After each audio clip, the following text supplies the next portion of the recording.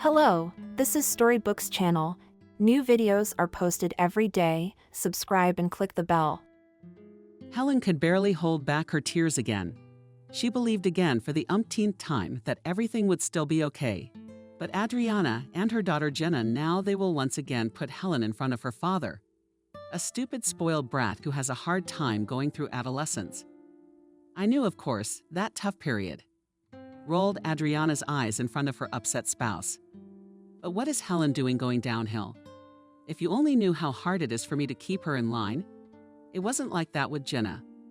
I know you do a lot for Helen, and I appreciate it. The father spoke with his eyes downcast, ashamed of his daughter, of her supposedly ugly behavior. And the most frustrating thing was that it was useless to explain to him. Helen had tried many times to convey to her family that Adriana was constantly denigrating her. When her father is not at home, her stepmother humiliates her, floods her with endless errands, does not let her study, meet with friends, do her favorite things. But Adriana is a virtuoso at manipulating people and a wonderful actress. Besides, she always manages to turn the father against his daughter. She picks up such words that after them all explanations and arguments of Helen seem to the man pathetic, excuses, and attempts to cast aspersions on a holy woman who pulls someone else's difficult child. So now Helen will not even try to prove to her father that she is not guilty of anything. It would get her nowhere. The girl sat on her bed, crammed into the very corner, and tucked her face into a huge teddy bear. She was given it by her grandmother's neighbor, David. Helen was 7 years old at the time. How thrilled was she when she saw her neighbor with the big toy in his hands. He walked into their house, as always, with a big smile on his face. It was the most wonderful time. I wish I could go back there, remembered her grandmother. Helen smiled. Yes, the girl was endlessly longing for a family member who loved her and accepted her completely. Grandmother surrounded her only granddaughter with warmth and care. She talked to her a lot, hugged her often, but she's gone. Helen has been around for almost 5 years. Grandmother Faith did not become when the girl was 10. And since then, Helen's life has changed a lot, and not for the better. But Helen's childhood was simply wonderful. Despite the fact that the girl did not know her own mother, she felt quite happy under her grandmother's wing. Helen's mom died right after she gave birth to her first and only long-awaited child. Some unforeseen complications from the birth. There was nothing the doctors could do. And so it was that Stephen, Helen's father, found himself with an infant in his arms. He loved his wife very much and could not recover from her loss for a long time. What to do with a newborn baby? Stephen had no idea. He was scared to even hold his daughter in his arms.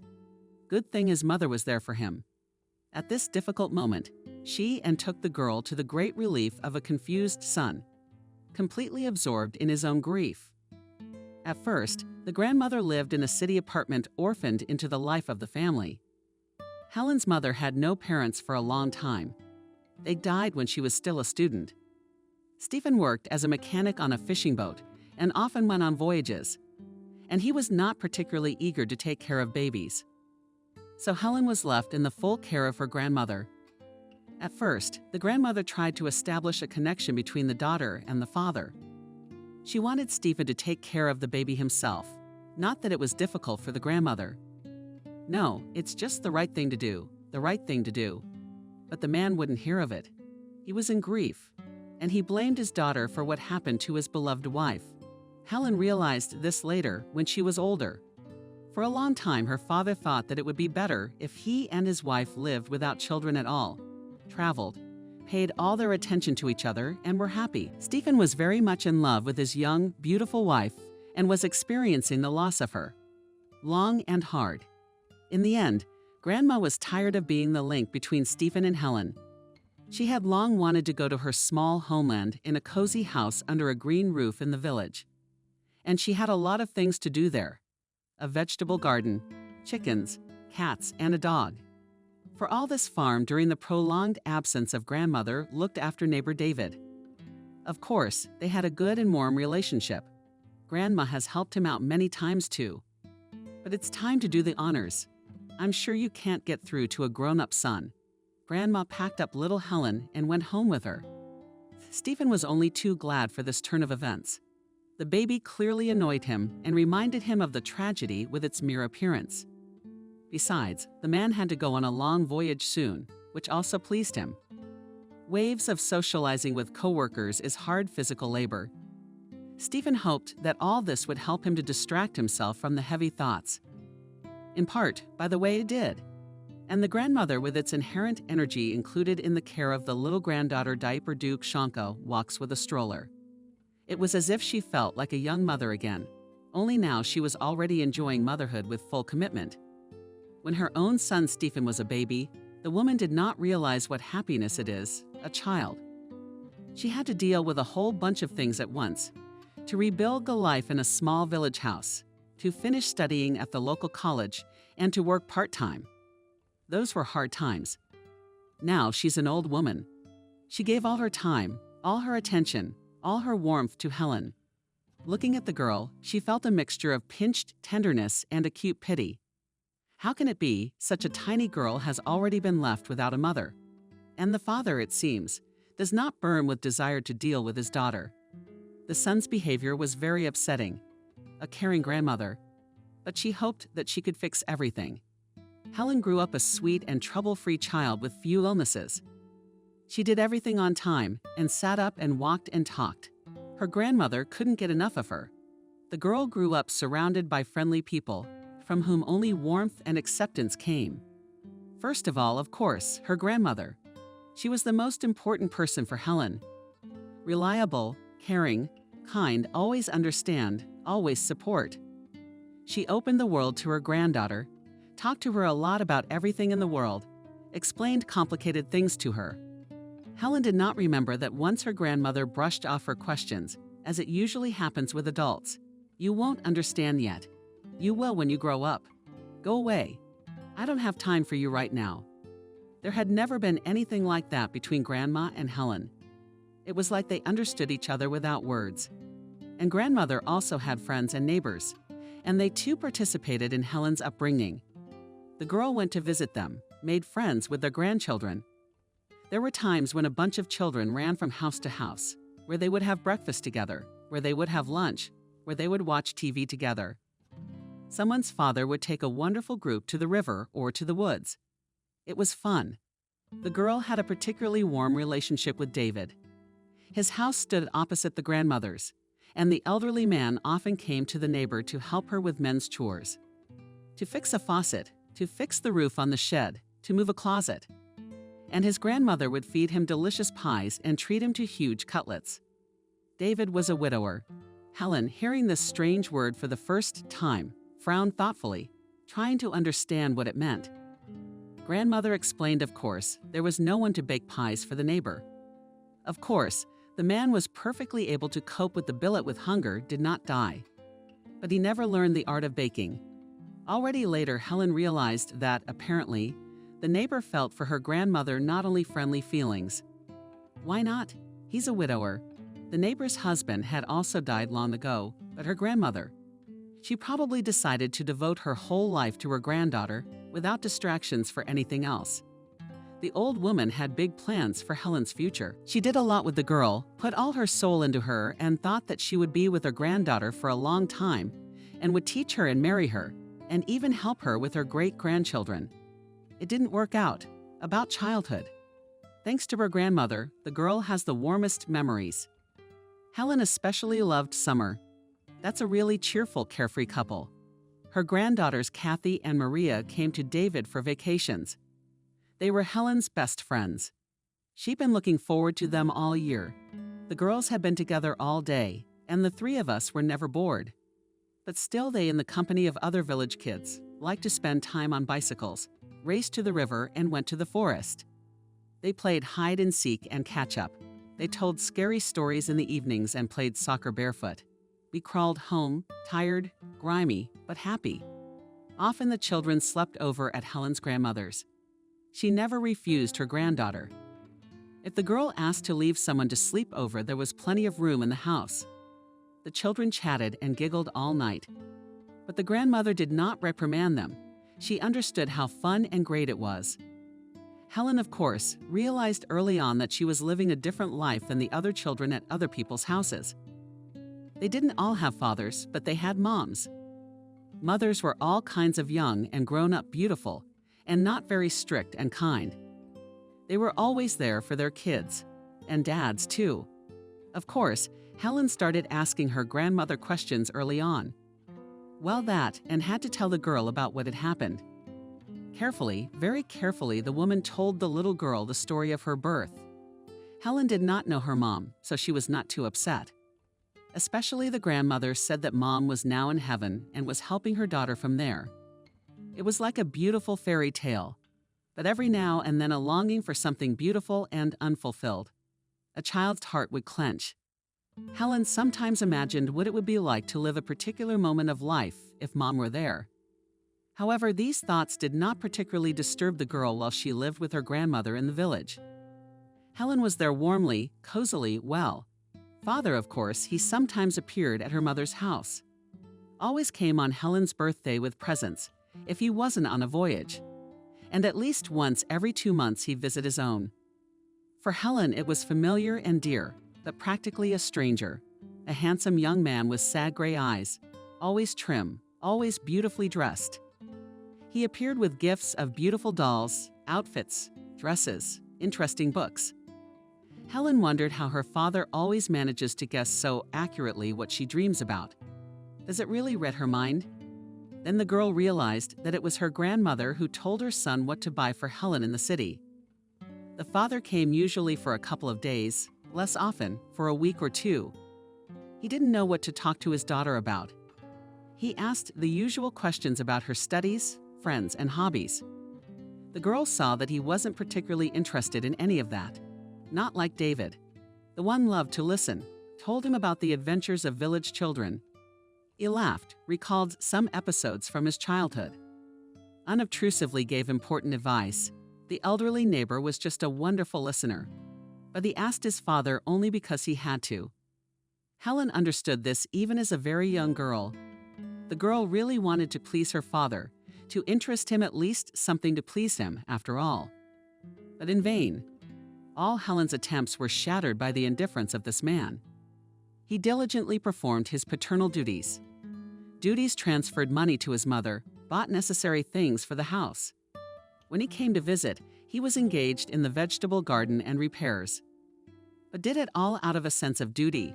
Mental affection between him and his daughter never appeared. The grandmother tried to bring up her son, explained to him how to behave with the girl. The adults thought Helen was asleep, but she heard everything. A girl needs a father's attention in a low voice, the mother explained to her son. She's growing up. Come and visit her often, or go on vacation with her and fly to the sea. You know, Mom, I work hard all the time. I go on voyages. I earn money. By the way, Helen for the future, just the present is often forgotten. Sadly, sighed Grandma. I don't forget. No. I see how well you're doing. Helen is happy with you. What can I give her? I'm still a little upset myself. Helen, even though she was still very young, realized that she was burdening her father with her very existence. No, he won't take her on vacation or have her father visit her more often. He is better off on his own, without her and without her grandmother of some incomprehensible lonely life. It was a shame. Helen, you loved your only parent very much to realize that your father didn't need you. It's scary and unpleasant. The girl even cried a little into her pillow, but in the morning she behaved as if nothing had happened. And then the father left, hugging his daughter, as always in farewell. I'm going on a long voyage, he warned. I won't see you for a long time. I won't be able to come to you on September 1. I'm sorry, that's all right. Carelessly waved her hand. She was not used to her father being absent at the most important moment of her life. No big deal. But her grandmother was always there for her. It was the summer before Helen's first grade. The girl remembered it well because in August she had a birthday party on which an important event took place. Grandma, as always, had set 2 tables in the garden, one for the children and one for their parents and grandparents. She always made her granddaughter's birthdays so crowded, cheerful, colorful. and she herself took great pleasure in socializing with the good people of the party. Both Helen and her grandmother looked forward to it all year long. David showed up a little later than the other guests. He gave Helen a huge teddy bear that his granddaughters Kathy and Maria helped him pick out. Helen was delighted when she saw the teddy bear. She had never had such a huge toy before. "Happy birthday!" Kathy and Maria rushed over to hug the birthday boy. "Thank you for." Helen clapped her hands. "What's that thing David's holding?" "I found a guitar in the attic the other day. I was sorting it out, thinking I'd throw it away, and I came across this instrument." "Sergeyevich, and I had forgotten that you are a musician," rejoiced grandmother. "Since when you haven't played, I guess. As soon as your wife died, you never picked up a guitar." "Yes, about 15 years have passed," nodded the neighbor. His eyes flashed with sadness.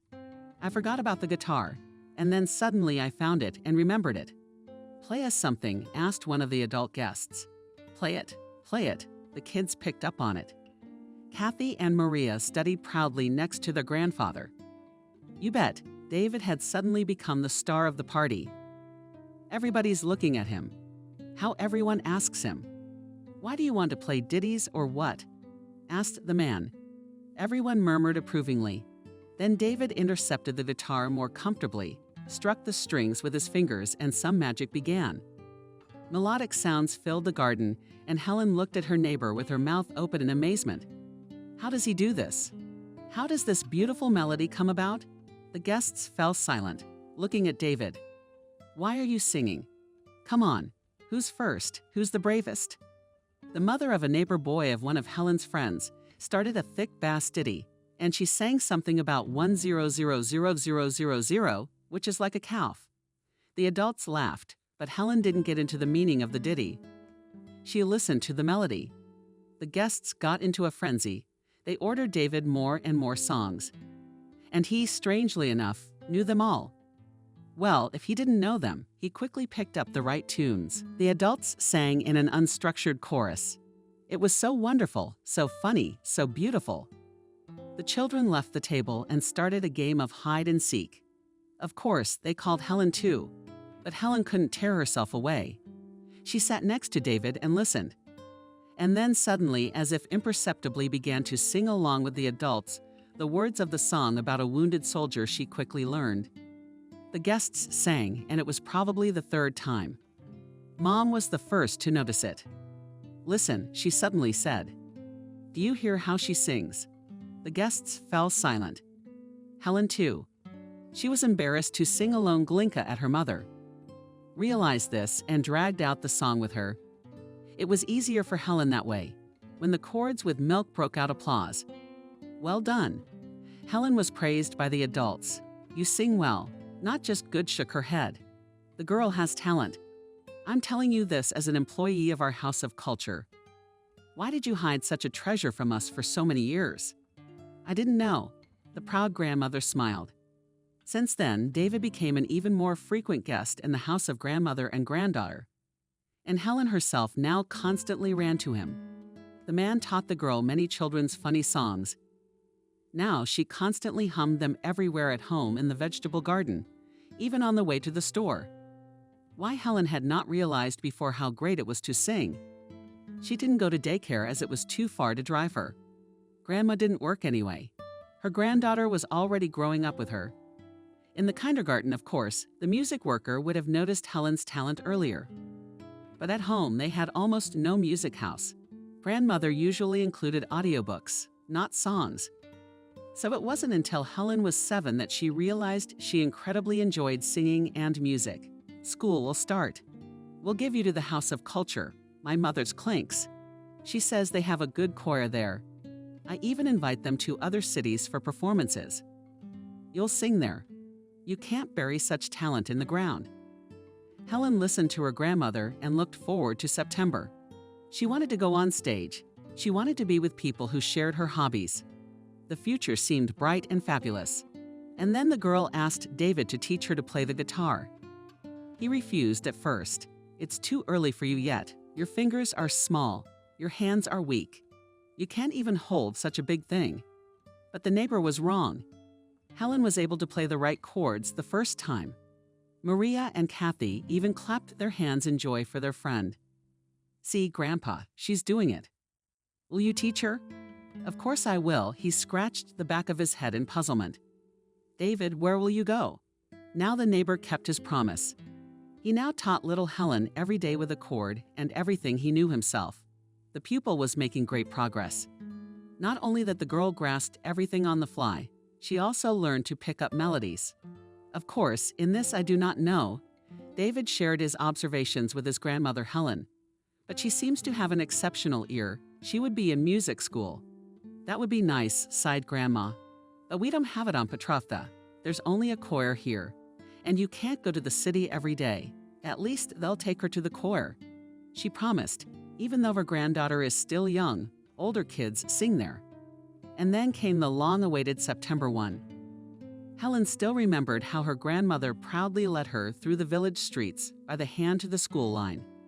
The girl was a little nervous, but it was a joyful excitement. She and her grandmother carefully prepared for the festive day. The day before they went to the city, where they chose the most beautiful things: lacquered shoes, dressy white blouse, puffy dark skirt. In the morning, the grandmother cried Helen tight braids, which she decorated with large white bows in the hands of her granddaughter. The woman slipped a beautiful bouquet, gladioluses. Helen even now remembered what delightful fragrance they exuded. Passers-by smiled, grandmothers, dressed-up granddaughters congratulated both of them on the beginning of their school journey. They wished the girl all A's. Helen thanked the people. She knew that there would be a party in the evening. Her grandmother had already invited the neighbor kids to visit and had made the dough for her special pies from the evening. Helen was also waiting for the beginning of classes at the House of Culture. She wanted so much to sing on stage. Helen's mom assured that Helen would really like the teacher. And so it turned out. Peter Andreevich highly appreciated the abilities of the new student. True, he did not let her down, despite her age. If the girl did not hit the notes or confused words, strictly reprimanded. But those were minor things. The main thing Helen felt in her element. Grandmother worried that the modest granddaughter is divided in front of the audience. But no, the little singer behaved on stage like a fish in water. First, Helen was put in the back, and then she began to perform solo. Peter Andreevich could not be pleased with his pupil. Such a gift is rare. He told his grandmother when she came to pick up her granddaughter. A real unlimited diamond. She should be in good hands. What do we have here? An ordinary village DK. Helen never gave up her guitar lessons either.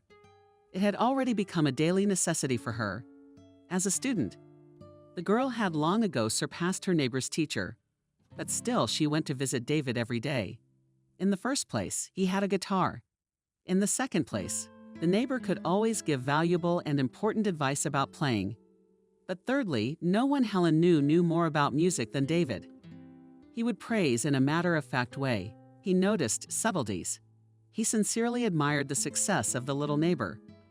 Later, living with her father, Helen learned the expression soulmate. Probably she and David were these very soulmates. The neighbor replaced the grandfather Helen had never known, and maybe even her father at some points. As time went on, she grew up. She did well in school, performed with the choir. She continued to learn to play the guitar. Her father gave his daughter her own instrument for her birthday. Of course, it was his grandmother who gave him the gift idea. The girl had everything she needed to be happy. A caring grandmother, near understanding kind neighbors, loyal friends. Helen felt loved and native. In the village, she was her own and did not even think about moving to her father in the city. What to do there? Gray concrete boxes instead of houses, crowds of people rushing somewhere, who do not even look at each other. And her father was her own, but not at all familiar to her distant. People around her often said that there were more prospects in the city, that it would be much more interesting for the girl to grow up there. But Helen felt quite happy and satisfied with life. Her childhood had been warm, sunny, cozy. Until that fateful day in February when David came to school to pick her up for some reason. Helen had long since gone to school and returned home alone. Her grandmother had accompanied her at first, but since the second grade, Helen had become quite independent. The road was not close, But in the company of friends and neighbors, time flew by. The girls walked and talked about everything. They laughed, discussed the details of the school day, made plans. And then suddenly there was a knock on the door during a literature lesson. A quiet conversation between the teacher and someone who hadn't crossed the threshold. And then the teacher's worried eyes. Her quiet request, "Helen, get ready for you, your neighbor is here." Helen felt the stares of everyone in the class fixed on her. That was how unusual this was. When Helen saw David, she knew something terrible had happened. The blank stare, the gray color of his face. The hands of the always calm man nodded slightly. Grandmother immediately guessed Helen. Her heart was squeezed with an icy hand and alarm. In that instant, the girl realized that Grandma was the whole world to her. The man nodded silently. "What's wrong with her?" "She's not well. They took her to the hospital." About her grandmother being gone. David said the girls are only at home. The woman suddenly got sick, had a heart attack. She crouched on a bench in the house, thinking to wait it out. This is how she was caught by a neighbor who came to borrow some eggs. They immediately called an ambulance, but the doctors who arrived could only state the fact of death. So Helen was left alone, all alone in the world. That night she was taken in by her neighbor Clara. She and her grandmother were close friends. In the company of a kind-hearted woman and her grandchildren, Helen was not so dreary as if she was alone at home. But the girl was still in some incomprehensible state. Everything that was happening seemed unreal to her. This simply could not happen. How so? Grandma's gone. So what? She'll never be gone again. Never again. My father was on a voyage and he was informed, of course. But it took time to get to the big land. The man didn't even make it to the funeral organized by the neighbors. In those terrible days, Helen somehow did not think about her future. She cried a lot, often talking to the neighbors about her grandmother. They knew and loved her. They said nice things about her. That made the girl feel a little better. And then her father arrived, awkwardly hugged his daughter, and said the words that made Helen once again shrink from pain. That the daughter would now mean living together in the city. Like in the city. Why in the city? Helen did not want to leave the new Petrovka at all. Grandmother, of course, is gone and will never be. But here is the school, here are friends, here are neighbors, here is the choir. After all, here is David, who will always support and comfort. There's Clara, Helen's mom. And there's what? A cold, alien father who knows nothing at all about his daughter. He's a downer for Helen, if anything, a stranger. "I'm not going with you," Helen said firmly. Pulled away from her parent. "I'm not going to town." The man looked at his daughter, flapping his eyes confusedly. He didn't know what to say to her in response. The neighbors came to the rescue. Very carefully they conveyed to Helen the idea that there was no other way out. The neighbors hugged the girl and said that they would miss her very much. In the eyes of these people were tears of women and men, grandmothers and grandfathers. They all gave her their phone numbers and assured her that they would always welcome her calls. Helen was crying too, and it was hard to part with Novopetrovskaya. But the sensitive adults managed to convince the girl that she had to do it. There was no other way. "You come to visit," David said. "On vacation with a little picture will live at my place. I don't care if there are 2 girls or 3. You'll have more fun." Helen knew it wasn't a polite invitation. David really sincerely waited for her on vacation, and it made her feel a little warmer and brighter. So Helen went to the city. It was not the first time the girl found herself in her father's apartment. She and her grandmother sometimes came to visit him. Helen even had her own room here, a bed, a large, separate closet, a desk, everything a child needs. Truth be told, the girl never liked this place much better. She loved her bedroom in her grandmother's house. There were many cozy and important things there, plush toys, interesting books, an aquarium with shark fish. But there was no escape. We'll have to get settled in the new place. The first thing Helen did was to put on the bed the very teddy bear that David had given her in the summer before the 1st grade. At once it became cozier. The toy reminded the girl of those happy, carefree times when her grandmother was around. Helen's life was completely upside down. There was a lot to get used to. A new room, a new school, New faces around unfamiliar terrain, other rules. A father constantly immersed in his own thoughts. He'd moved to a new position that didn't involve months of traveling. He had to be near his daughter all the time, and he was indeed constantly present. But only physically. Stephen was clearly far away. Helen and I saw my father misses the sea, his colleagues, his friends, his old job. And he often complained to acquaintances that he gets much less money now. I'm not used to living like this. Counting pennies until payday. The man told one of his former colleagues over the phone. You can't earn as much here on the big land as you can at sea. Stephen tried very hard to be a good father. In the mornings, he made his daughter breakfast. In the evenings, he remembered to ask her how her day was. He listened to her parents half-heartedly. Helen saw perfectly well that he was not at all interested in what she thought of the teacher, and which of her classmates said what to her. Stephen bought the girl everything she needed. Clothes, groceries, school supplies, toys. He even enrolled her in music school. You used to play guitar a lot there. Why don't you play it anymore? Helen sighed. Yes, indeed, since her grandmother was gone, she had never played anything, simply because she wasn't in the mood. There was so much going on in her mind and soul. It was like a constant chaos. At the end of the day, the girl was so tired of her own thoughts, impressions, and emotions that she fell asleep like a cat. Was it up to her to play the guitar? But the words of her father made Helen remember her favorite instrument. The girl took the guitar, ran her fingers over the strings, and she immediately felt lighter, as if a warmth from the past began to smell. And why had she never guessed that music would soothe her? Do you want to go to music school? Her father suggested. Helen thought about it and agreed. From early years, she heard from others that she needed to go there, that in their small village, such a talent could not be fully revealed. That Helen needs competent teachers from the city? And here it is, the opportunity that everyone was talking about. It took a lot of effort for the father to get his daughter enrolled. First of all, the school year was coming to an end. Secondly, the school teachers were not satisfied with the age of the student. The girl was 10 years old, and the music school accepted her at the age of 6 or 7. But the father knew how to insist on his own. And so after only a couple of days after their conversation, the girl began to attend a new educational institution. The school was big, bright. It was not at all like their village house of culture, the interiors of which had not changed since the Soviet era. Everything was different here. Helen at first was even afraid of the new teachers. They looked too strict and aloof. But when the study began, the girl realized that she got exactly where she needed so much new knowledge, so many subtleties.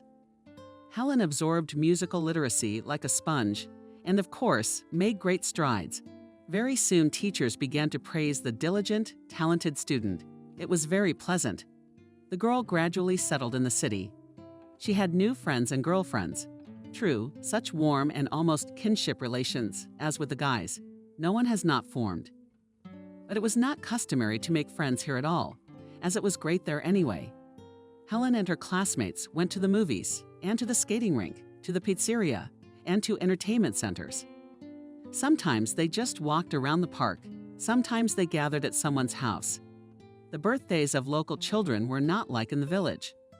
They were not hearty gatherings of children and adults, but trips to a bowling alley, trampoline, or a center. The child was entertained by special people dressed in costumes, heroes, cartoons, animators. Interesting, of course, in some places, even fun. But every time Helen remembered her own heartwarming, full of sincere hugs. Birthdays. They were organized for her granddaughter by her loving grandmother.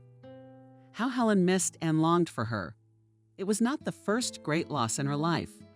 But the girl's mother did not know her, was not used to her, and therefore was not too worried about her absence.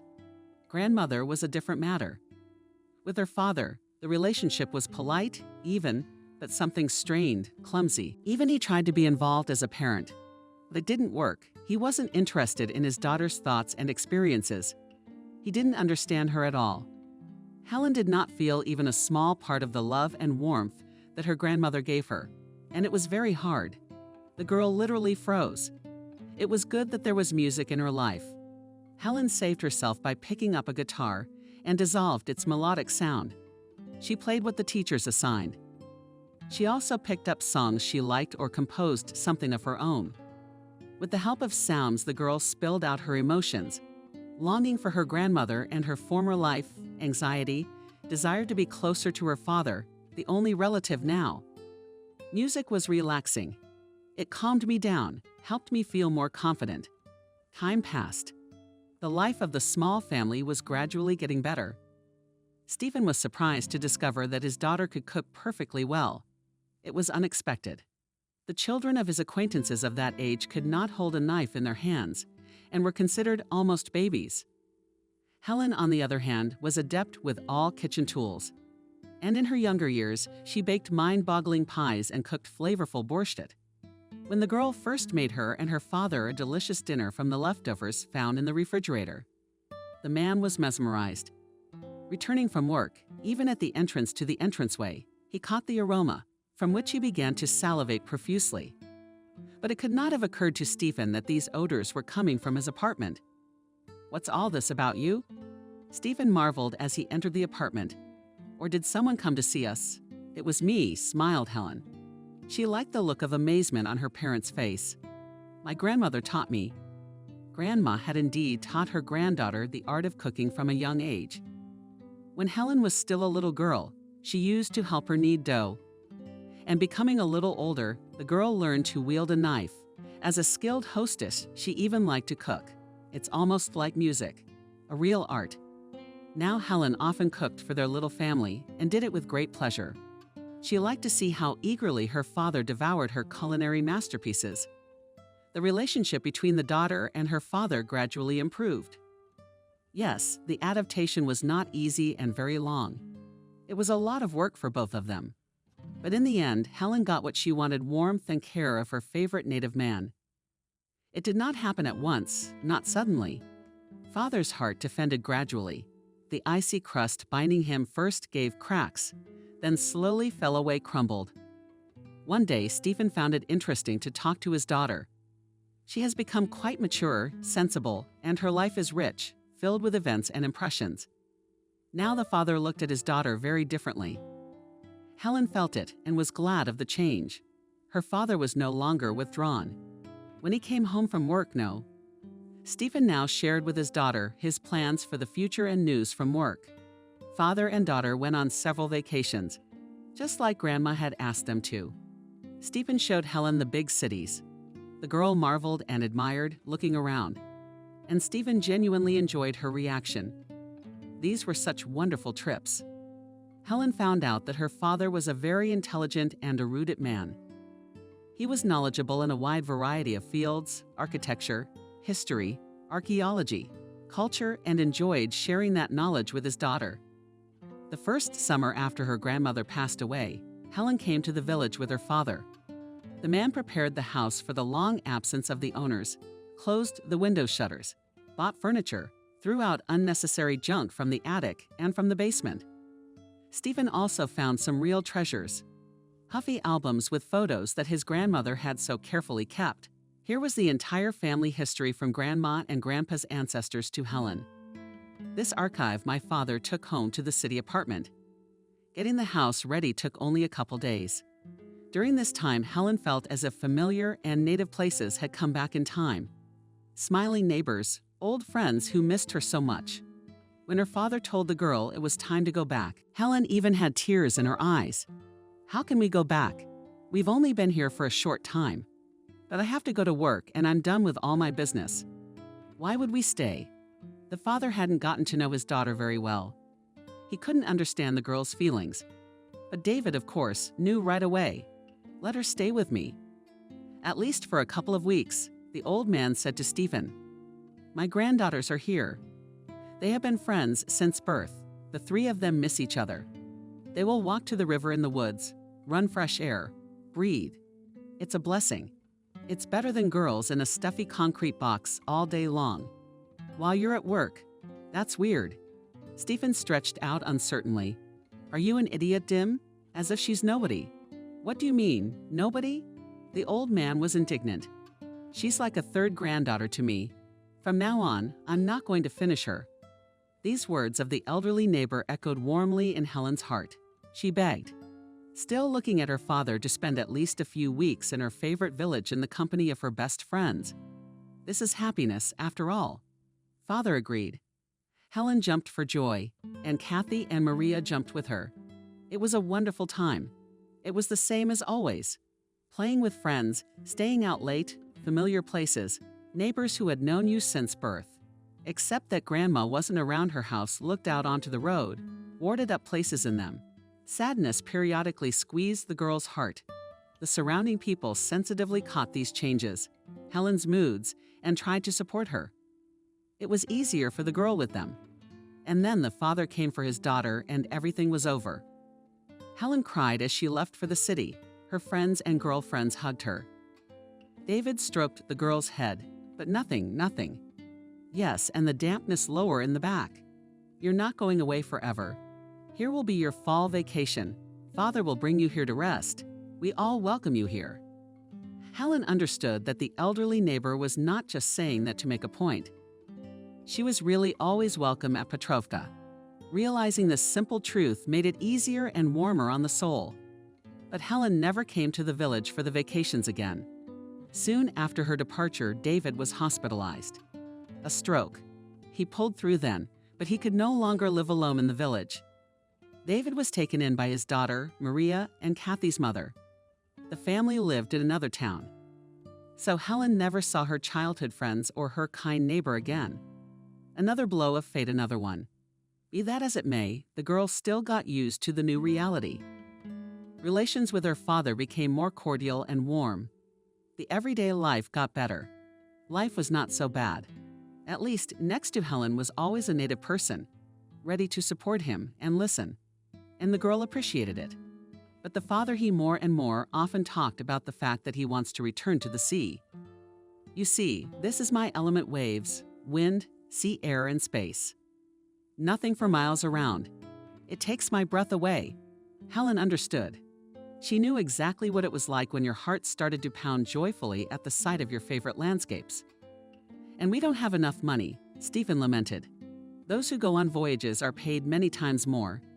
But here on the ground, the wages are different. Helen did not think they were in need. They had everything they needed, even more. They dressed beautifully, ate well, traveled. But my father still dreamed of more. We often reminisced about his former earnings. Well, I'm an adult now. Helen made a good point once. I'm 13. I've been going to school on my own for a long time. I've been cooking since I was a kid. Why don't you come back? I see how much you miss the sea, don't I? I can manage on my own. No, you're just a child. You can't be left alone for too long. I don't know what could happen. What could happen? Sincerely perplexed the girl. She felt independent enough to live a month or two alone. Yeah, it'll be boring without her daddy, but she'll be fine. The law says you can't be left alone. You're only 13. The neighbors will find out. They'll call child services. Yeah, the neighbors here are weird. Not like in the village, agreed Helen. How do you feel about having a nanny? Nanny Helen. Well, if I go on a voyage, you need someone to look after you. It won't be a babysitter for the kids, but more like a house manager. Your au pair, I don't need no au pair, muttered Helen. But she already realized that her father wouldn't leave her alone anyway, as she shouldn't. All right, hire your own at-home ruler, the girl waved her hand. Father decided to return to the sea, immediately perked up. Now he smiled and joked a lot. Stephen looked a perfectly happy man. Helen was happy to look at her parent, but also worried a little. What if she would not find common ground with this woman? What should look after her and the house? What if it turns out to be some nasty aunt? The search for the house by the ruler did not progress very well. Father contacted many agencies and called the ads himself, but he only came across nannies. For babies, it was pensioners or students, ready for a fee to spend a few hours a day with a small child. But to live together with a teenager and look after the apartment, no one agreed. However, my father did not give up hope of finding such a person. Who is looking, he will always find. Optimistically, he said to his daughter. After another setback, one day Stephen returned from a friend's birthday party in high spirits. It was late in the evening. Helen was sitting on a difficult math homework assignment. when her happy parents came up to her and announced that the whole matter was settled. What was settled the girl didn't understand. "I found a babysitter for you. I mean, the ruler of the house. That's an option. You can't even think of a better one." Helen was a little tense. After all, it was about her fate. "Could you be more specific?" the girl asked. And the father told his daughter the story of this fateful, as it would later turn out, encounter. Stephen had come to his buddy's birthday party. They had once graduated from university together, then even worked on the same ship. Later, the paths of old friends parted, but between them remained a warm, friendly relationship. It was Sam's anniversary. On this occasion, the man decided to roll a big celebration in a restaurant. Among the guests were many people whom Stephen saw for the first time. Among them was Adriana, an acquaintance of Sam's wife. The tall, slender woman looked beautifully stylish and tastefully dressed, smiling and friendly. At some point, Adriana and Stephen got to talking. Both of them had already had a few drinks and were relaxed. The evening moved into a phase of revelations. It was time for fascinating and frank life stories. It turned out that Adriana had recently divorced her husband. Or rather, according to the woman, her husband simply put her and her daughter on the street for a stupid quarrel. How could that man do that to his child? Stephen was outraged. "I have a daughter myself. Jenna is not his daughter," Adriana sighed. "She is my child from my first marriage. My husband, now ex-husband, could never accept another man's daughter. He never loved her." Adriana was in a desperate situation. Money for renting a place to live was woefully inadequate. The woman could not find a good job, as she had no education or experience. Adriana devoted herself to her husband and daughter. She looked after the house, cooked her husband delicious meals, organized the household. And he was a successful businessman, providing the family with money. Adriana felt quite happy and protected, but without realizing it, she was in a very vulnerable position, as she was completely financially dependent on her husband. "And now I am alone in such a poor situation, grabbing any part-time job to feed myself and Jenna. My parents have no help for a long time. A friend invited me to a party. She said that I need a little distraction from everything, that I still think about my problems all the time. Yes, and I thought I was in a hopeless situation." Stephen stretched out. "It's much harder for you, of course. I hope everything works out for you in the end. I'll try to help you with your work. It's kind of a secretary thing in our world. What happened to you?" Adriana let the potential job offer slip past her ears. A desperate situation.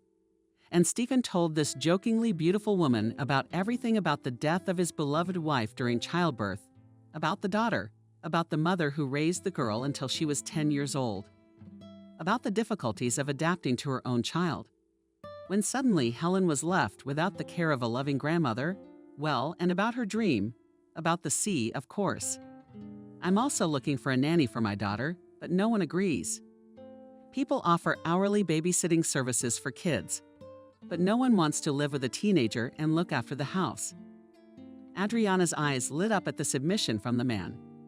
"Don't you realize that our meeting today is not an accident?" the woman exclaimed. "It's just a miracle.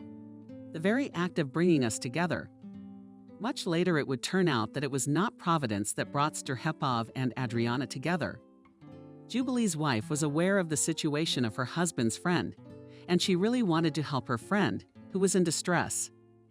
The women purposely arranged for Adriana and Stephen to meet for the holidays. Both thought it was a wonderful outlet for both the woman and the single man.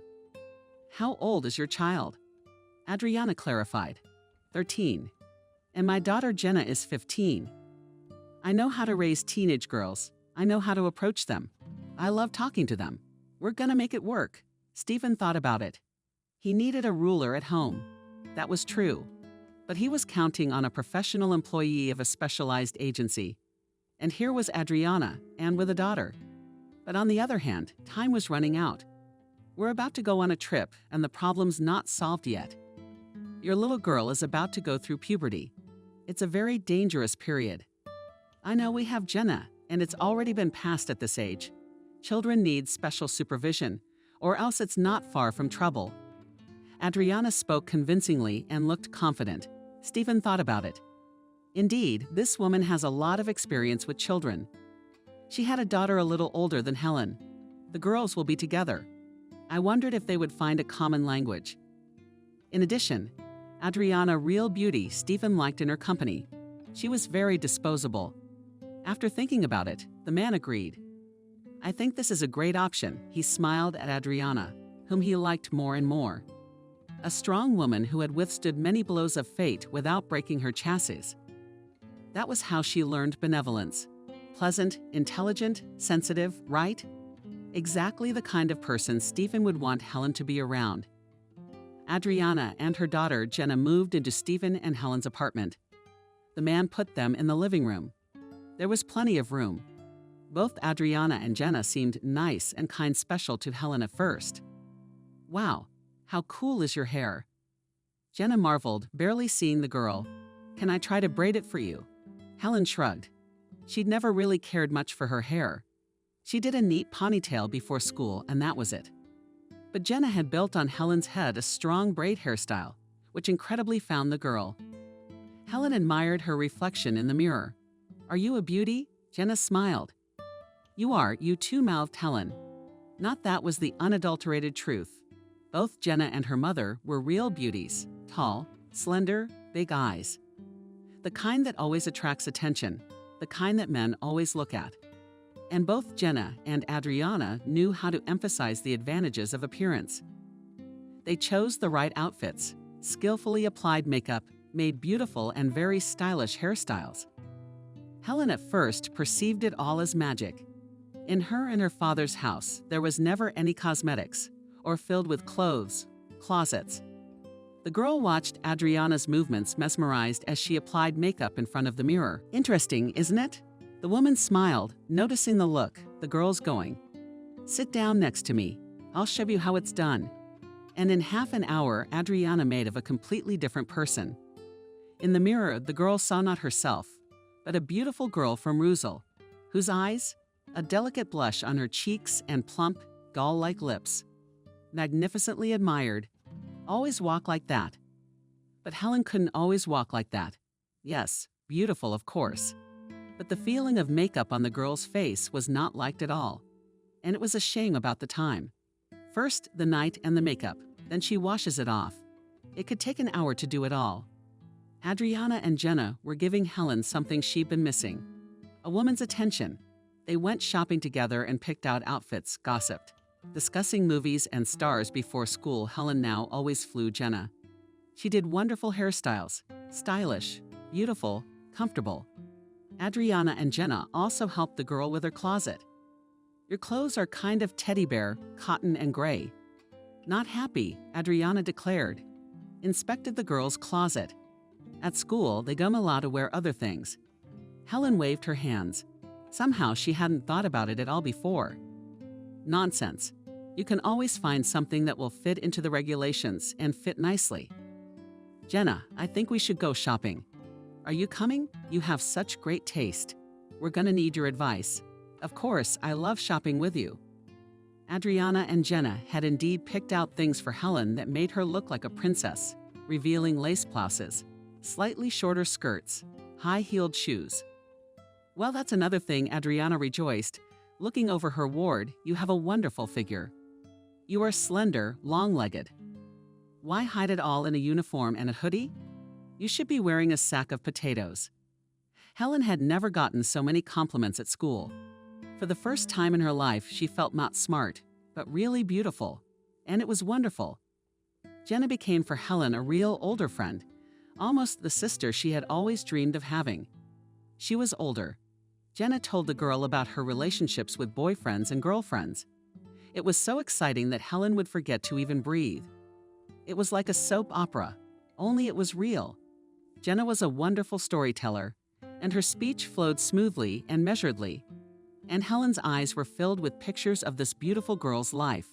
Helen admired Jenna. They were bantering again. Adriana came into their room. Come on, let's go to our movies and watch the pizza. Those were wonderful days. Helen felt part of the exquisite feminine world. The girl's father adored him, but he couldn't give her all that girlishness. It turned out that Helen needed that companionship. She hadn't even realized it before. When Adriana found out that Helen could cook well, she was absolutely delighted. Wow! Admired the woman, seeing how the girl takes out of the oven tray with pies. It's you yourself, yes. Not without pride, answered Helen. My grandmother taught me. I've been doing it for a long time. Helen was bored with the food she had ordered from the restaurant, so she decided to treat Adriana and Jenna to some homemade pastries. It's divine, praised Jenna, taking a big bite out of the pie. I've never tasted anything like it, but it's bad for your figure. At your age, it's no big deal, Adriana smiled. But you, Helen, surprise me, you won't believe me, and I still haven't learned to bake. And you're so young, but you're already so good. Helen blossomed with these compliments. Now, to please Adriana and Jenna, the girl tried to cook something. Every day she actually did much better than Adriana. The woman's soups often turned out too runny and salty, and the skates constantly picked up from the top and didn't fit inside. That was why Adriana preferred to order takeout. Helen, on the other hand, had no trouble cooking dinner or lunch for the three of them. The girl did it gladly. Jenna and Adriana. They had taken such good care of her, taught her so much. And then my dad came back. Adriana and Jenna moved back into their rented apartment, and Helen was very upset by this fact. Helen missed now their heart-to-heart talks, trips to cafes and stores. The girl missed Adriana and Jenna, who had shown her a different side of life, one that Helen had not even suspected. Her father, of course, asked his daughter how life was in his absence. Helen described Adriana and Jenna in the most vivid colors. They're so great. Can't you imagine? She shared her impressions with her parent. They're so interesting, so good. The father smiled. The girl could see that he was happy with her stories. A month passed, and Stephen was again sent on a voyage, this time for an even longer period than the first time. Again, Adriana and her daughter came to look after Helen. The time flew by. When did the father return? Adriana and Jenna hadn't gone anywhere. They stayed in the apartment, which Helen was incredibly happy about. The girl noticed, of course, that her father looked at Adriana in a special way. And the woman herself, though she tried to hide it, clearly sympathized with her employer. But Helen thought that it all seemed to her that she was just wishful thinking. Turns out she wasn't. Yes, it had been coming to that for a long time. Jenna looked at Helen like a small child as she shared her impressions of what was happening. There was no doubt it would happen. She was just a little wrong about the timing. Well, yes, Jenna, she is so attentive. Experienced eye diamond at her father again came in the flight, after which they signed. They didn't have a big wedding, just the four of them at a restaurant. Helen was over the moon at the time. This beautiful, kind woman had joined their family. She's going to live with them now, giving Helen the feminine attention she so desperately needs. That's great. Helen had dreamed of something like this for a long time, but everything turned out much better than she could have imagined. Not only does she have Adriana, but Jenna, practically an older sister, a friend who knows so many interesting things. Everything changed as soon as father left on his voyage. The stamp in the passport dramatically transformed Adriana's relationship with her stepdaughter. Helen expected from her stepmother and half-sister the same behavior, care, heart-to-heart talks, joint walks. But all this stopped abruptly. Adriana went to friends and beauty parlors. Jenna also lived her own life. Friends, admirers, nightclubs. And Helen, she was all alone again. She was abruptly no longer paid attention to. The only thing the girls were praised for was cooking and cleaning. Helen single-handedly cleaned the entire apartment and cooked mind-blowing lunches and dinners just to earn Adriana's approval. She didn't realize what was going on. Her stepmother praised her discreetly and ordered new dishes for the next day. Sometimes Adriana also asked Helen to mop the floors. That was all the communication. Helen felt confused and cheated. Jenna, tell me, how did you guys hang out at the club? Addressed one day by a girl with a question to Jenna. Jenna absent-mindedly looked at Helen and answered nothing. When the girl repeated her question, Jenna sighed heavily and muttered, "What kind of bailiff are you? You're just a sticky little thing. You're impossible to be around." It was a blow to Helen. She thought she and Jenna were friends. The girl used to share details of her life with her. They talked a lot, went out together. Jenna gave Lena invaluable advice on makeup and the combination of clothing items. And now it's like this. More to come. Adriana had gotten into the swing of things. Helen was now in charge of the entire household. The stepmother did very little cooking in her husband's absence. It was the stepdaughter's responsibility. Cleaning was the same. If earlier the girl was at least praised for her help at home, now she received only remarks and reproaches if she did not have time to do something. And it was hard. Helen also had to study and go to music school. Of course, the girl's grades deteriorated. It is impossible to do all the housework and study well at the same time. Helen tried to explain to Adriana that she couldn't cope. I'm tired and I don't have time to study. Music has been skipped for the last time. Let Jenna cook and clean at least sometimes. That, my dear, is called laziness. Adriana looks around her face with an indifferent look. Nothing supernatural is required of you. Didn't you know that people who live together and household chores are shared equally? Evenly. That was a little out of line. There was no such thing as equal sharing. Jenna lived her life to the fullest, going out with friends, going on dates, shopping, and going to beauty salons. Sometimes the underage Jenna, even at night at home, and did not show up. Adriana would make phone calls. She periodically even drove somewhere at night to pick up a daughter. Only the father, he knew nothing about this side of Svetlana's life. Under him, the girl behaved impeccably. Jenna did absolutely nothing around the house. Even the bed for her had to be made by Helen. Jenna was preparing for final exams. Adriana declared in response to Helen's fair remark. At first, the girl was still trying to defend herself. You have only 2 more years to go, and she's already here. But Helen never saw Jenna with a textbook in her hands. The girl attended school reluctantly. She had a big problem with her studies. All she had on her mind was dating and partying, and she only cared about her own appearance. Jenna did not get out of the beautician from beauty salons. This, of course, gave its fruits. The girl looked just beautifully groomed, spectacular, stylish. Adriana's father spent the lion's share of the money left for the household on himself and his daughter. Helen, however, was left over on a residual principle. Adriana was only in the kitchen when her father was home. She created the image of the perfect housewife.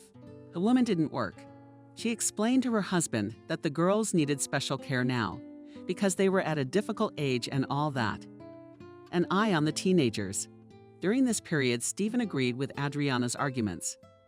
She was generally good at convincing others that her decisions were reasonable and beneficial to everyone. It was her talent. Stephen even sincerely believed that he himself offered his wife to take care of the house and children, and appreciated this, as he thought, Adriana's sacrifice. To put her career on the altar of happiness and well-being of the family, it's practically a feat. Adriana had a great influence on her father. He looked at her admiring eyes and believed every word of his wife, considered her perfect and infallible. Helen used to like this. She was happy for her own man. So many years alone. And now, at last, had found his love. But now the girl was hurt and even scared. Adriana was gradually turning from a kind and sensitive woman into a monster. Stepmother made ever higher demands on the colony.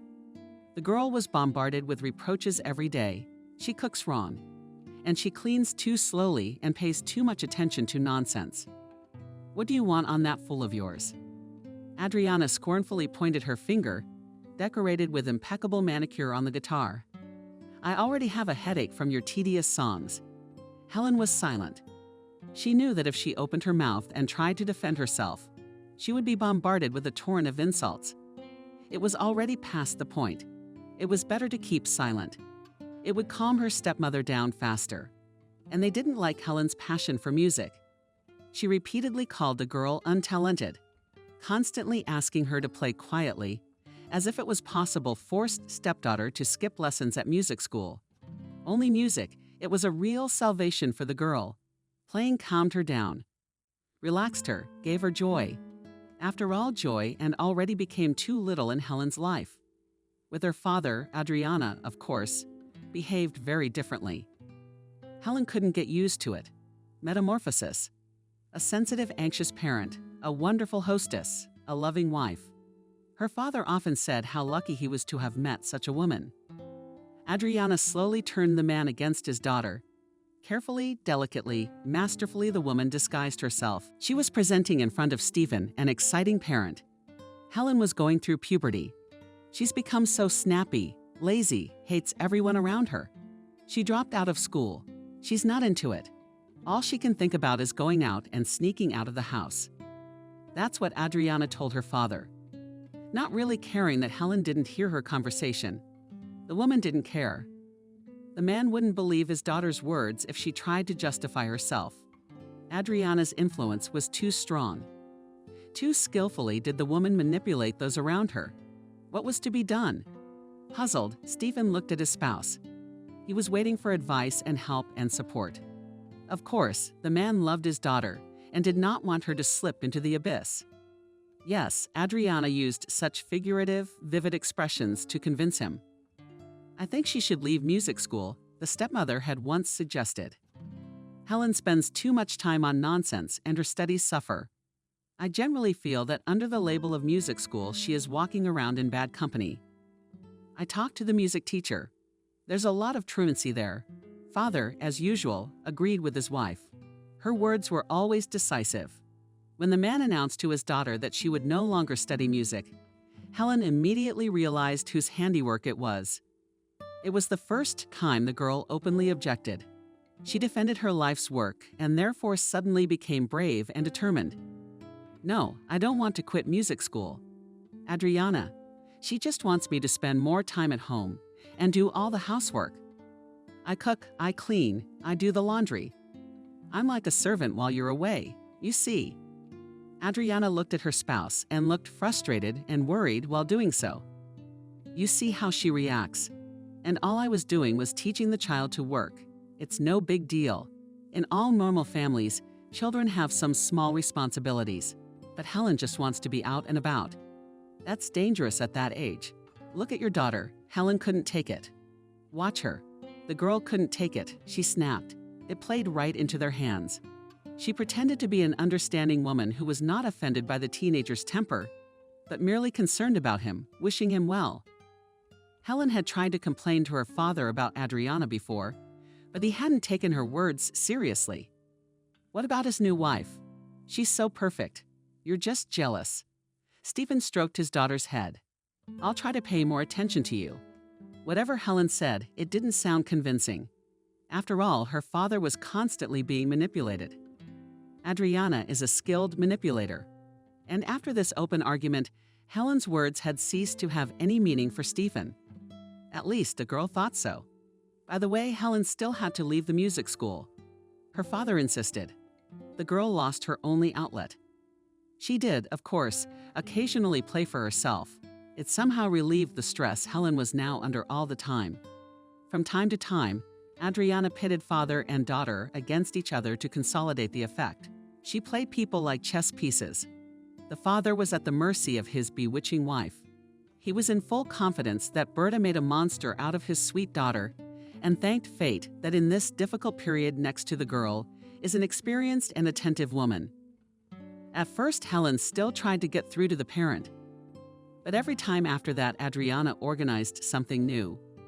Once Jenna took money from the family stash. Helen knew it. The girl had heard Jenna begging her mother for money for a trip with friends. She had refused her daughter, explaining that she didn't like the girl's company at all. But Jenna was not used to restrictions. She still went away, which made Adriana furious. She reprimanded her daughter on the phone, threatened her, and ordered her to return immediately. Of course, Jenna didn't think of obeying, not the kind of person she was. Of course, both Adriana and Helen understood where the girl took the money and Stephen's stash. But when the father returned, the stepmother blamed Helen for everything. Jenna was already home at the time and was portraying herself as a model high school student with acting ability. She took after her mother and perhaps even surpassed her. The father did not scold the daughter then? No. He had a long talk with her, trying to find out why the girl needed such a sum of money. Maybe she was in trouble. Maybe you need help. Helen tried to explain to her parent how things really were. He squeezed even harder as severe pains and begged her not to deceive him. "Tell the truth," asked the father, taking his daughter's hands. "What is going on with you?" Helen did not say anything more. It was useless. Her father thinks she is a troubled teenager capable of stealing. What can I say? Adriana's words proved to be a powerful tool. The man doesn't trust his daughter, but he takes his wife's every word at face value, and there was nothing the girl could do about it. Time passed. The moment of Svetlana's enrollment in the university was approaching. Helen realized that the girl would fail miserably. I wonder how her stepmother would explain it to her father. She had been working hard on her daughter's image all these years. Jenna appeared in her stories as a smart girl, a diligent student, a gifted girl. Adriana constantly compared the girls, and Jenna invariably resembled Helen in everything. But that's okay, Adriana urged her spouse.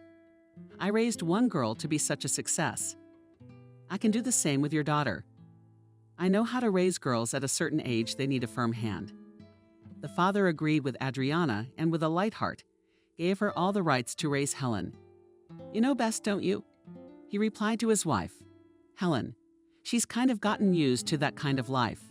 Recriminations, ridicule, indifference, shifting on the shoulders of the teenager most of the household duties, limitation in everything. Helen sometimes felt like Cinderella. Adriana was the textbook stepmother. They say a fairy tale is a lie. It's a hint.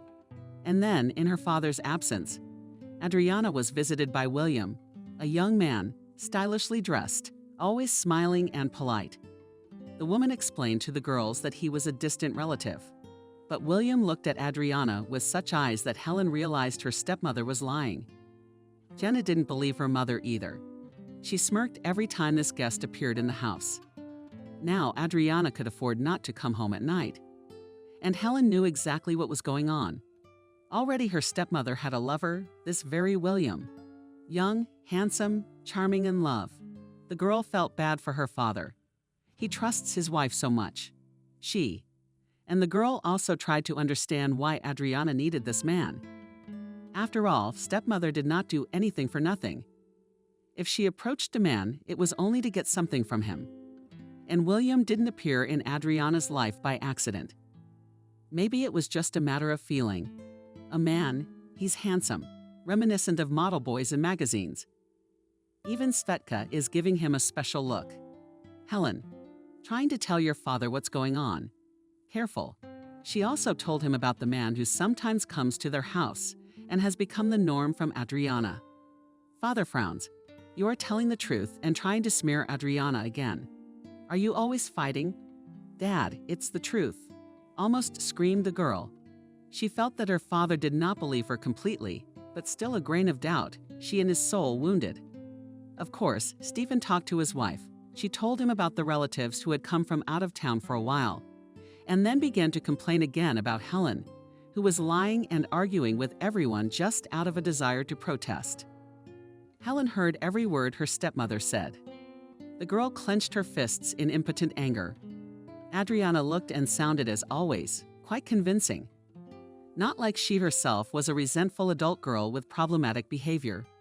Stephen didn't know what to do. Leave his dream job again and go back to the big land. But it's going to be even harder to do that now. All the same, he supports not only himself and his daughter, but also 2 people took on the responsibility, so he must adequately provide for the family. Helen completely out of control. I guess she needs her father around. But how to leave the ship, earn very little now, not an option. Adriana charming, delightful, intelligent, subtle. Stephen lost his head for this woman at first sight. They met just in time for a mutual friend's anniversary. And then it turned out that Adriana and Stephen could help each other. It was like a jigsaw puzzle. At first, Helen was delighted with her stepsister's stepmother. Her daughter's eyes lit up with a happy fire. She was so excited to have Adriana and Jenna move in with them. Then, as they left for their voyage, Stephen was calm. His daughter was in good hands. Coming home was much more pleasant too. How happy is it to have a woman you love waiting impatiently for you? And such a beautiful woman. Stephen had forgotten it could be like that. The man invited himself, and then Helen went through that notorious age of transition. The child was like a substitute. The girl was now lazy and snapping, lying and skipping school. She tried to argue with her stepmother and father. She was making up stories about Kathy and Jenna, reacted inappropriately to ordinary requests, and once even took a decent sum from the family piggy bank. I wonder what that kind of money was for. Stephen was afraid that his daughter had fallen in with bad company, especially since Adriana thought so too. Helen was always complaining about her stepmother. No wonder. That's how her stepdaughter was raised, restricted her freedom and the horror of having to clean up after herself, much nicer. Lazy all day long, not bothering with lessons and household chores. To live at one's own pleasure. Of course, Adriana was now in the girl's way, so she was pissed off. Stephen understood this, but did not know how to help his daughter through this difficult age with the least possible loss. He never understood Helen at all. It's a pity that in the maternity hospital together with the child is not given a manual for its operation. Now Helen had overstepped the mark. She hinted that Adriana had a lover, William. Her spouse did not lean. Indeed, her relative, who had recently moved to their town, a busy young man who had never found time to get to know Stephen, was visiting them. Working hard, trying to make her way in this life. But Helen, she assures her that Adriana is a lying monster and that William and her lover. Stephen stares into his daughter's honest eyes and is horrified. Had Helen really become a deceiver? It was so unlike her. That's when the man decided to install a hidden surveillance camera in the apartment.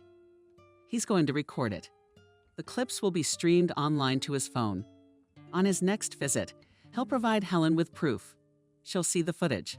She'll realize how stupid and ugly her attempts to smear her look. Adriana might throw something else at her head, and the girl will come to her senses. Nothing like a sobering look at yourself from the outside. Stephen didn't expect to see this at all. At first, he was still feeling guilty, peeking at the homies. It's like he doesn't trust them. He's good, I'll give you that. But record it. The footage the camera broadcast turned his mind upside down. Adriana really did treat Helen like a servant. She looked at her with contempt. She made the girl work for the whole family, and these were impossible chores for a teenager. Helen didn't just clean up after herself and run errands. She maintained cleanliness in the whole house, drives plumbing, cooked lunches and dinners. And all she got for it was reproaches and insults. No, when Stephen was home, Adriana didn't act like that. The man couldn't believe his eyes. It made his heart bleed. When Helen appeared to him as a disenfranchised Cinderella. So Adriana really was lying to him all the time, with those honest and loyal eyes. Helen, no matter how many times she tried to get through to her father, he wouldn't believe a word her daughter said. How awful. Poor girl. If he could. A man would now travel hundreds of kilometers and protect his daughter. Oh my. With his own hands, he made his own child's life a nightmare. And yet the girl came to him for help. But Stephen didn't believe her. Her daughter's words sounded like pathetic excuses. Helen's stories about William were also confirmed. Indeed, a young man sometimes came to their house, and he hugged Adriana in a very unrelated way. Sparks were flying between Adriana and William. The camera was quality.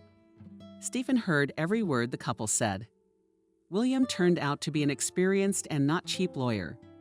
Adriana did not have enough money for his services, so she went the usual way, using her strongest charms. Yes, Adriana and William were lovers. The young lawyer must have been influenced by the woman's natural magnetism, and she was certainly pursuing her own agenda. Stephen soon realized what it was: a plot of land in the village. Stephen's mother had left the house and garden as an inheritance to her granddaughter. Adriana knew this and was looking for a way to sell the property. She needed the money. Jenna, women's native daughter, would not have entered the university on a budget. The girl never asserted herself by studying. Miracles, as we know, do not happen. Therefore, Adriana needed a decent amount of money, which would be enough to pay tuition for Jenna. The woman knew very well that Stephen, no matter how much he was in love with her, would never agree to such a thing. That was why she needed William. As the guardian of Helen and Adriana, had the right to dispose of her stepdaughter's property until she came of age. The woman was going to pull off a scheme, sell the house on Petrotha, and the proceeds of the money to pay for Svetlana's education. But Stephen was not to find out about it. William, as an experienced lawyer, he helped his mistress in this case. Adriana, as no one knew how to manipulate people. Realizing what was happening, Stephen clenched his fists in impotent anger. Leonia cannot be left next to these terrible people. One thing before the end of the flight is still a lot of time. It is difficult to interrupt the business trip, but Stephen will do it. Helen is in danger. Helen struggled to hold back her tears. Not enough for Jenna to see how hard it is for her. She and her mother are deliberately driving her to breakdowns. The girl had made ugly scenes in front of her father more than once because she couldn't hold it in any longer. It played into the stepmother's hands. Now, Adriana has accused Helen of vagrancy. The stepmother is diligently creating an image in her father's eyes of a daughter who is a maverick, rude, and lazy. Now here's more. Helen only had a sleepover at a friend's house. She warned Adriana about it on the phone. Do whatever you want. The stepmother said indifferently into the phone, I don't care. Of course she didn't care. The day before, Helen had given the whole apartment away and cooked for a couple days. Otherwise, the stepmother wouldn't let her out of the house. Returning home the next morning, Helen found police officers in the apartment. At first, the girl thought it was Jenna. She often disappeared at night. Adriana periodically went to get her daughter out of trouble. The policeman asked Adriana if she had found the missing person. She nodded her head. And then the girl realized what was wrong. The stepmother had reported to the police that her underage stepdaughter had not come home for the night, even though she knew exactly where she was. I warned you that I would stay at my friend's house. Helen stretched out his stepmother in amazement. The girl had already guessed that the woman had thought of a new way to make her stepdaughter look like a troubled teenager. This time involving the police. Are you cheating again? The woman exclaimed. What am I going to do with you? One more trick like that, and we'll put her on the register, the official warned as he left the apartment. A record. Maybe that's what the stepmother wanted. And now Helen was trying not to cry from the hook on her bed. The girl hugged the bear, given to her once, and realized that she would be made out in front of her father as a missing girl again. And he, as always, will unconditionally believe his wife, will look at his daughter with sad, anxious eyes. That look of pain and disappointment. And it's hard to bear. Suddenly a key turned in the door. Helen was startled. Who could it be? Jenna and Adriana. At home, her father would be at sea for another 3 weeks. Had Adriana really given the key to this William of hers? That was all that was missing. But father's voice came from the hallway. I'm home. You're back so soon. Adriana's voice sounded confused and lusciously happy at the same time. What happiness! I know everything. Father clearly did not share his wife's enthusiasm. I've seen and heard everything. Pack your things. You have until tonight. You won't do anything else. Nothing to my daughter. Helen's heart hammered like a caged bird. She rushed into the hallway and hung around her father's neck as he found out everything. That Helen would find out later. Right now, it didn't even matter. Stephen held his daughter in a tight embrace. He smelled of the sea. Everything will be all right now, sentenced the man. I'm sorry for not believing you. I won't let anyone hurt you again.